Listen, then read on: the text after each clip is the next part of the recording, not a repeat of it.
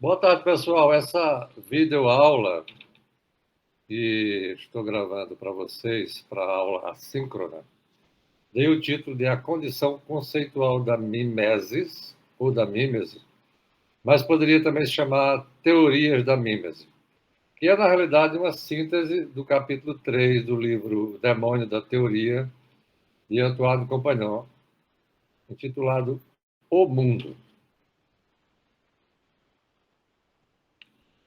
O Antoine Compagnon menciona desde o início que a mimesis é, de fato, o conceito capital para se entender a relação entre a literatura e a realidade.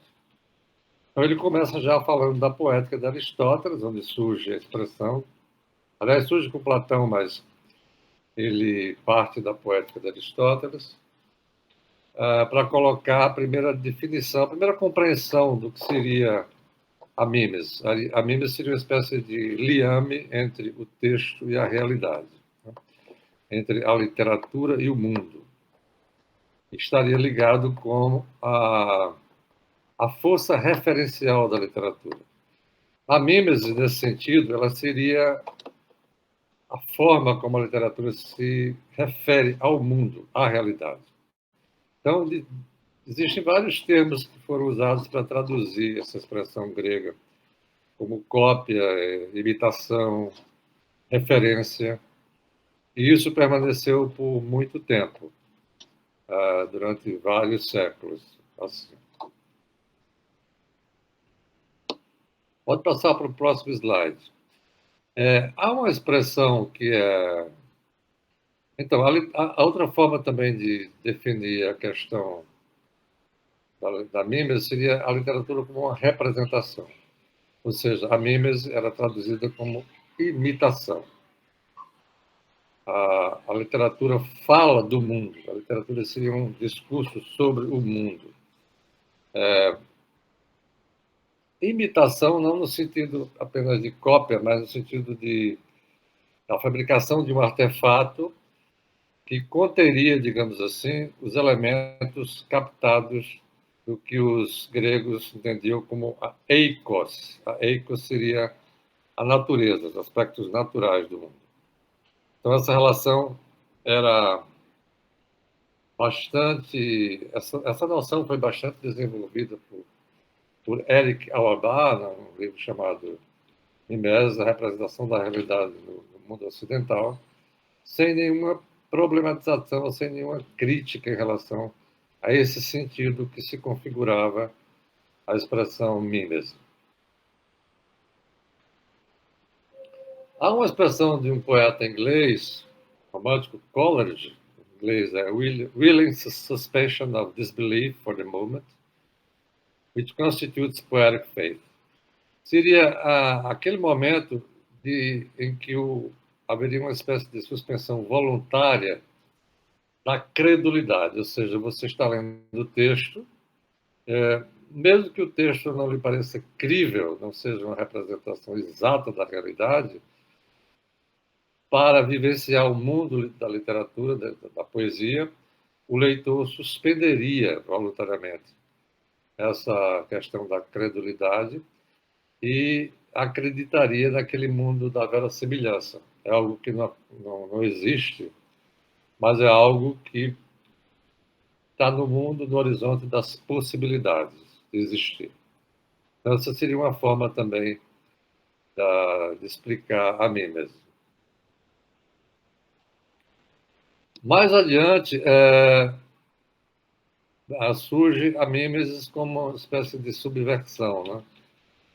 Quer dizer, anterior a Aristóteles, na realidade, porque Platão expulsa os poetas da república dele. A mímese seria vista por Platão como algo que é nocivo, nefasto para a educação dos guardiões, para a educação da república que ele idealiza. Porque a mímese, a imitação, ela seria uma cópia da cópia, ou seja, os objetos do mundo real já são cópias das realidades transcendentes, das essências. E o poeta, ao copiar um mundo que já era, entre aspas, falso, seria 2 vezes mentiroso. Então, seria nocivo para a educação. A mimesis, para Platão, ela é subversiva, né? E por isso os poetas são excluídos. Mais adiante, aí o que o Atuado Companheiro vai fazer, ele vai dividir esse capítulo em duas formas de abordagem. Uma a mimesis como subversão, Platão, e a outra a mimesis como repressão, que vai mais adiante com a teoria literária, né, com Roland Barthes, ser percebida como algo caráter fascista da linguagem. Ou seja, a linguagem é repressiva. O real é repressivo. O real é reprimido por essa linguagem fascista. Se eu falo, alguém tem que me escutar, alguém tem que se calar, no caso. Estaria ligado, ao contrário da mimesis aristotélica, está ligado ao eikos, que é a natureza. Essa mimesis ela estaria em dualidade com o mundo da doxa, o mundo da opinião. E é por isso que o realismo é uma forma de expressão de um sistema capitalista, de um sistema burguês, de um sistema. E aí Barthes chega a ser muito radical e falar desse caráter fascista da linguagem. A linguagem, a linguagem do realismo acaba sendo uma espécie de fascismo, né? E ele vai tomar parte de uma nova concepção da mimesis, que a teoria literária vai se escrever a partir de Saussure, de Jacobson e de Levi-Strauss, que vão fundar, de alguma forma, ou desenvolver o estruturalismo e mesmo o pós-estruturalismo, numa linha em que a literatura fala da literatura. A realidade é expulsa, digamos assim, da, da literatura. Não há o fato, o agenciamento dos fatos, que é tratado mais adiante por outros pensadores. Tomando por base muito uma frase de Mallarmé, em que ele diz que tudo do mundo existe para acabar em um livro, ser colocado em um livro. Então, nós teríamos, o companheiro coloca os autores que são a favor da mimesis, nesse sentido de representação da realidade, Platão, Aristóteles e Auerbach.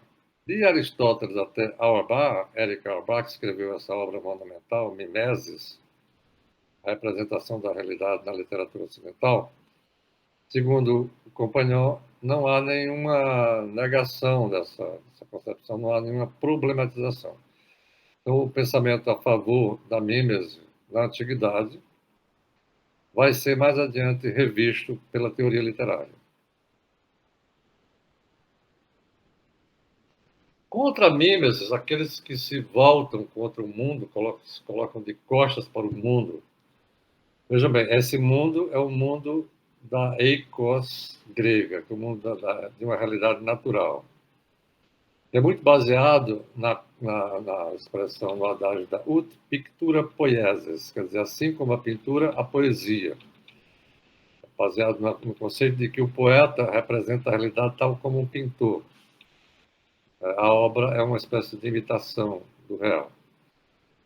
Há um conjunto de autores na modernidade que vão se opor a esse conceito, o que parece paradoxal, porque eles vão, ao mesmo tempo, se filiar à poética de Aristóteles.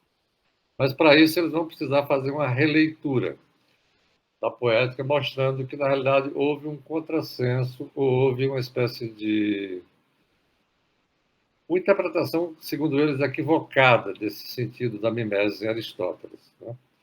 E aí, esses autores que vão se opor à mimesis, tal como foi compreendida até o Erich Auerbach, são Roland Barthes, Roman Jakobson, que constrói uma teoria literária de acordo com o modelo da linguística.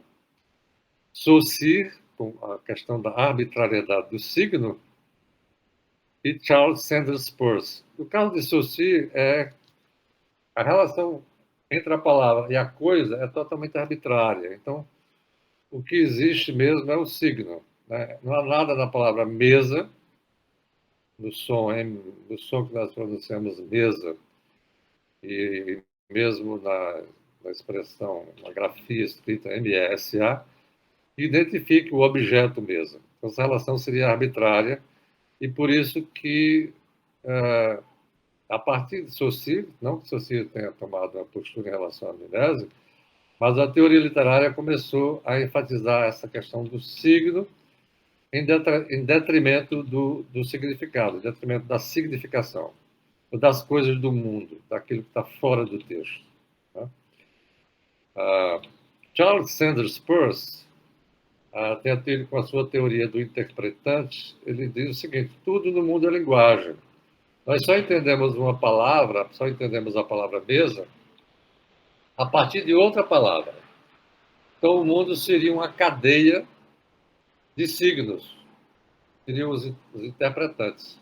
Uma cadeia infinita de signos que vão interpretando um ao outro. E aquilo que os antigos chamavam de realidade está fora desse mundo. Porque, de fato, esses autores da teoria literária, eles colocam a mimese diante, não mais da eikos grega, mas diante da doxa, que é da opinião, ou seja, do mundo cultural. Tudo, na realidade, está mediado pela linguagem. Não existe isso que nós chamamos realidade. A própria realidade já está, digamos assim, permeada de linguagem. E a realidade que nós chamamos, que o realismo chama, né, nas suas obras, nos seus romances, são, segundo Roland Barthes, efeitos do real. São realidades criadas pela linguagem. Então, nesse sentido, há uma reversão da mimese aristotélica por esses autores. Uma reinterpretação da mimese aristotélica. Segundo eles, essa noção antiga de realismo nasceu de um equívoco plurissecular. E aí eles realmente, esse equívoco, esse contrassenso de colocar a mimes, a categoria da mimes, e ao lado uma categoria chamada realidade, como se essa realidade não tivesse nada de intermediação da própria linguagem. Né? E aí eles criticam muito esse conceito antigo, aristotélico, tal como foi interpretado ao longo dos séculos, por ter sido baseado muito no modelo da pintura. A literatura como criação literária como um processo idêntico, totalmente análogo ao processo da pintura. Mesmo na pintura moderna, esse conceito mimético vai também vai se modificar se nós considerarmos, por exemplo, a pintura surrealista, a pintura abstrata, que se afasta totalmente, se torna muito mais formalista e se afasta totalmente da categoria realidade tal como compreendida por Erich Auerbach.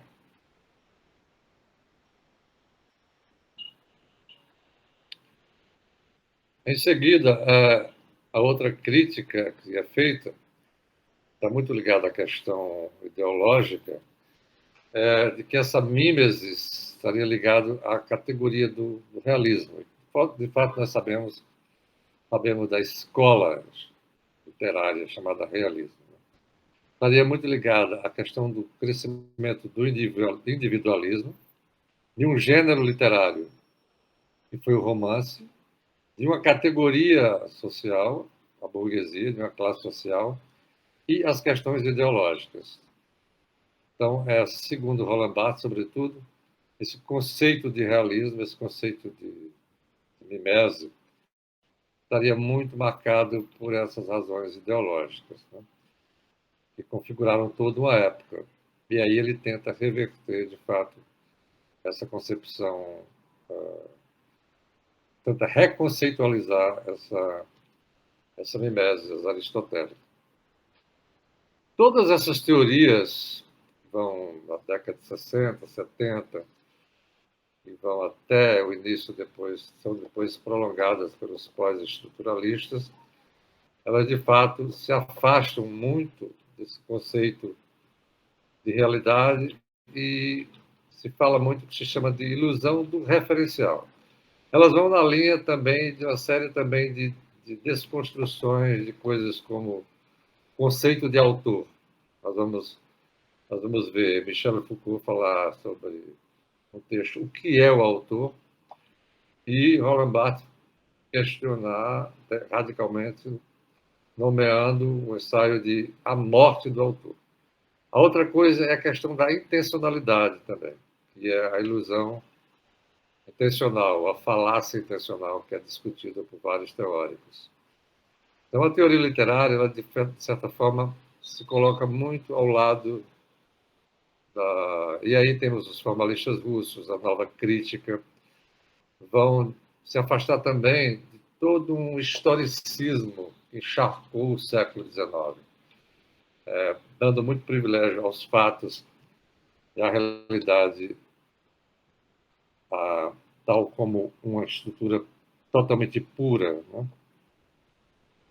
E para esses autores, o exterior ao texto não existe. O que existe é o texto. Né? O que existe é a literatura. E a literatura fala da literatura. Mais adiante, nós vamos ter um conjunto de pensadores que vão recobrar a realidade, vão trazer a realidade de volta para o texto e vão entrar em confronto com esses autores do estruturalismo e do pós-estruturalismo. Tá? E aí é, digamos assim, o resgate da realidade e da referência contra a tese anti-mímese, uma recuperação da mímese. É um retorno da história e da sociedade ao texto literário. Então, esses autores vão ser Mikhail Bakhtin, Christopher Prendergast, que é um professor da Universidade de Cambridge, e vai falar exatamente das aporias do ataque barthesiano, do ataque de Roland Barthes. A mímese, né? Tese antimimética de Roland Barthes. Aporias são becos sem saída de certos raciocínios. Raciocínios que circulam em torno de uma mesma coisa e não encontram uma solução. Aporia é um problema sem solução. O outro autor que vai se opor aos estruturalistas, de alguma forma, e aos pós-estruturalistas, foram citados antes como os grandes atacadores da mímese, é o teórico canadense Northrop Frye, que publica em 1957 um livro chamado Anatomia da Crítica. E é um livro também monumental, tá? E ele vai, de alguma forma, resgatar os valores extraliterários, o fora do texto. Tá?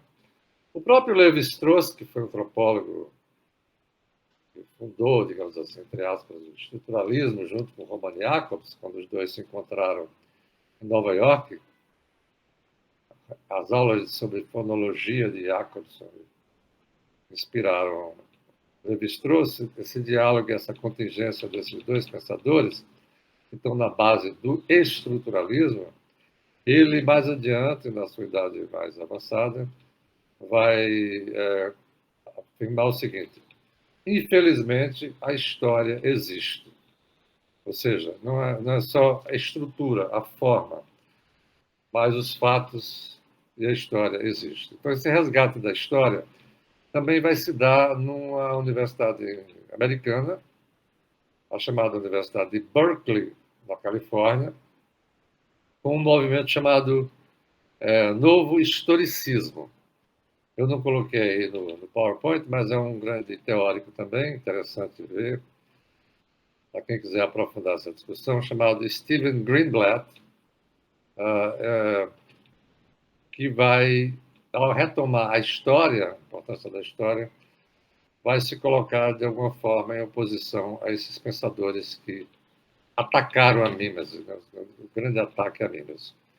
E o outro é um filósofo francês chamado Paul Ricoeur, uma obra também bastante extensa, chamada Tempo e Narrativa, que vai resgatar os valores existenciais e éticos importantes para a literatura, que é o fora-texto. É interessante porque Paul Ricoeur vai fazer isso a partir da própria poética de Aristóteles. Ele vai tomar uma categoria lá, que é a categoria do reconhecimento, e a partir dela ele vai mostrar como a mímese antiga tem sim uma função de representação, uma função de referencialidade, e vai tentar mostrar que o real não está morto.